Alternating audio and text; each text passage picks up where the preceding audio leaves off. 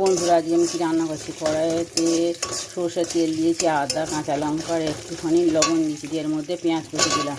পেঁয়াজ কুচিগুলো দেওয়ার পর এর মধ্যে একটুখানি জল ফেলা আলু আছে, এটা দিয়ে দিলাম। দিয়ে এবার এইটাকে ভালো করে ভাজবো।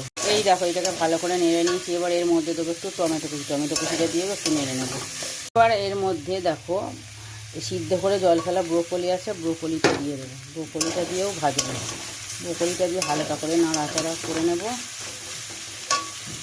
এর মধ্যে কী দেবো দেখো, বেগুনটাও দেবো। অল্প তেলেটা আজকে করবো, কেমন করবো সেটা দেখো। আমার সমস্ত কিছু সবজি দেখো ভালো করে ভাজা হয়ে গেছে। দিয়ে এর মধ্যে এবার একটা মশলা দেবো। এখানে আছে জিরে, ধনে, হলুদ, একটু খালি লঙ্কা গুঁড়ো, এটা দিয়ে দেবো। এটা দিয়ে এবার নেড়ে দেবো।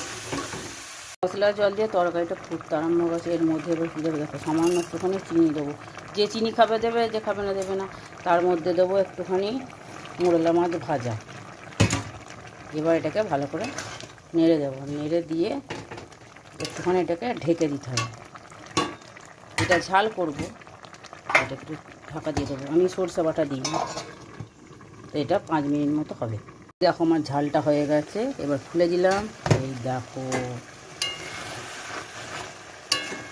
এবার এর মধ্যে একটুখানি সরষের তেল ছড়াবো।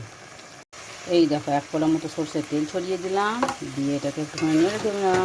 তো বন্ধুরা, আমার ব্রোকলি দিয়ে, টমেটো দিয়ে, ছোটো মাছ দিয়ে, আলু দিয়ে ঝাল একদম কমপ্লিট। ভিডিওটা কেমন আছে অবশ্যই জানিয়ে। যদি ভালো লাগে লাইক কমেন্ট করে পাশে থেকে। আজকের মতো আসলাম, টাটা।